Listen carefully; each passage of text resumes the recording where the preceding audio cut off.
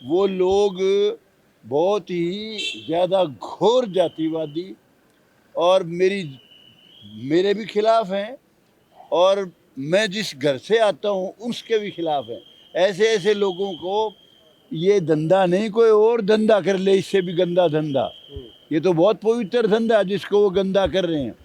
एक बार जिन दिनों में संघर्ष में था, 2000 से 2005 का समय है ये, उन दिनों एक पत्रकार ने ये खबर छापी थी अखबार में कि भाई अब की बार देखो बड़ा दिलचस्प मुकाबला होने वाला है। मेरे बारे में उसने ये कहा, एक कैंडिडेट जो यूं कहता है, जिसने ये कहा कि भाई क्या तो लकड़ी दे दो या वोट दे दो, वो गलत बोल गया था। वो मुझे बास गांव में मिल गया, वो बच्चा बडाले का था, अब नहीं है इस समय वो। मैंने कब कहा ये कि लकड़ी दे दो या वोट दे दो? जब तक इलेक्शन नहीं हुआ था, बीच की बात है। तो कहता है जी आपके हक के छापी है मैंने तो खबर। मैं कहा मैंने कहा कभी? कौन से टाइम की बात है? ये जिन दिनों 2000 से 2005 के बीच में, जिन दिनों में रोजाना दुख सुख में लोगों के जाता था, बहुत संघर्ष कर रहा था। मैंने कहा मैंने कब कहा ये कि भाई तुम लकड़ी दे दो या वोट दे दो? कहता जी कहा तो नहीं, पर ये तो आपके हक की छापी है मैंने खबर, आपको फायदा होगा इससे। मैंने कहा बहुत बुरा मैंने उसके साथ बर्ताव किया। मैं कहा तू बड़ा जलील लड़का है, ऐसी नीचता की खबर तूने छापी जो मैंने कही नहीं, वो खबर तूने छाप दी। और वो लोग क्योंकि घोर जातिवादी मेरे खिलाफ और हर बरादरी के खिलाफ हैं, वो बहुत जातिवादी संकीर्ण ख्यालात के दो हैं, वो एक नहीं है। अच्छा।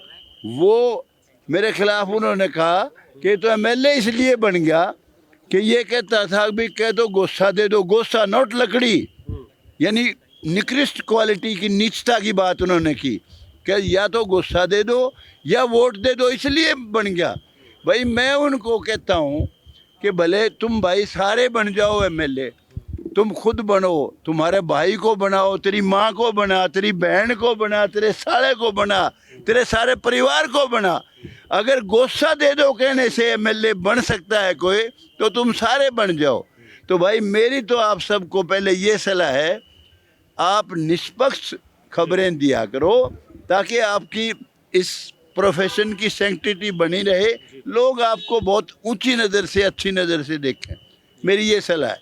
दादा आप अभी पीछे विधानसभा के अंदर भी कुछ ऐसी बातें आई थी, मैं उनको रिपीट नहीं करूंगा।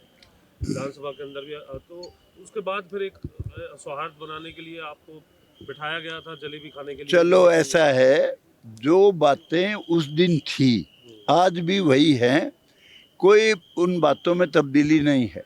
जैसा था उस दिन का वातावरण ऐसा ही आज भी है, कोई बात उसके बाद हुई नहीं। मुझे बुलाया था मुख्यमंत्री जी ने, कहा मुख्यमंत्री जी को भी पता नहीं था, वो कह रहे थे जी मुझे भी कहा गया कि जी चाय पी लो। वो मुझे ले गए कि चाय नीचे पीनी है, चाय लाइब्रेरी में, मुख्यमंत्री है कैसे मना करूं? वैसे भी किसी को मना नहीं करते, आप भी कह दो चलो जी चाय पियेंगे। नीचे गया तो वहाँ जलेबी रखी थी, तो जलेबी रखी थी तो मैं फौरन वहाँ से उठ के आ गया। दादा को मंत्री हाँ। से कोई पुरानी रिश्तों में कोई खटास है? नहीं नहीं, किसी मेरी कोई खटास नहीं, कुछ नहीं, कोई बात नहीं किसी तरह की। ये तो हर इंसान का अपना अपना जीने का तरीका है, कोई किसी तरह से जिंदा है, कोई किसी तरह से जिंदा है, कोई किस तरह का समय गुजार रहा है। किसी को बहुत इज्जत प्यारी है, किसी को पैसा प्यारा है, किसी को कुछ प्यारा है। हर इंसान का जीने का अपना अपना तरीका है। दादाजी कल पूर्व केंद्रीय मंत्री चौधरी बीरेंद्र सिंह का बयान आया कि जितनी भी राज्य सरकारें हैं भाजपा के केंद्र के दफ्तर से चलती हैं, आप किस तरीके से देखते हैं, क्या ये सही? देखिए मेरा एक कहना है, आप हमेशा ध्यान रखना उस बात को जो मैं आज बोलूँगा। अपना देश आज़ाद हुआ 1947 में, आप सारे भाई जानते हो।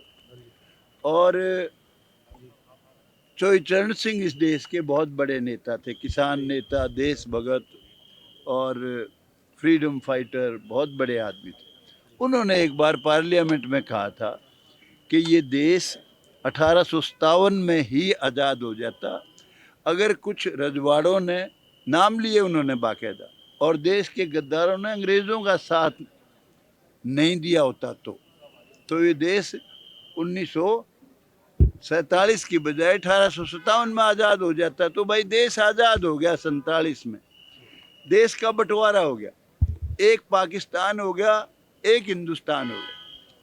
लेकिन मेरी सोच ये है कि ये हिंदुस्तान जो बना है, जब से बीजेपी की सरकार आई नरेंद्र मोदी की रहनुमाई में, तभी ये हिंदुस्तान बना है। उससे पहले तो पाकिस्तान हिंदुस्तान में कोई फर्क ही नहीं था। आप देखिए नरेंद्र मोदी जी ने, इस पार्टी ने 370 धारा तोड़ी। आप जानते हो कोई छोटा काम नहीं था, बहुत कठिन काम था, खूनों की नदियां बह जाएंगी। इसी तरह से मंदिर का काम था, राम मंदिर का, मंदिर के बारे में कांग्रेस पार्टी की यही सोच थी कि मंदिर नहीं बनना चाहिए। इसी तरह से अनेक ये था, 3 तलाक का मामला था और कई चीज़ें थी। ये महिला रिजर्वेशन का जब भी बिल आता था फाड़ देते थे वो, जितने भी इंडिया में लोग हैं। नरेंद्र मोदी जी ने 1/3 रिजर्वेशन कर दिया महिलाओं के लिए MP में, MLA में। तो देश जो पहली बार आज महसूस होता है कि हिंदुस्तान है, ये बीजेपी की और नरेंद्र मोदी की देन है, मेरी ये सोच है। और जहाँ तक हरियाणा की बात है भाई, हरियाणा को मैंने बहुत करीब से, मेरा 80वां साल चल रहा है इस समय, हर सरकार को देखा मैंने।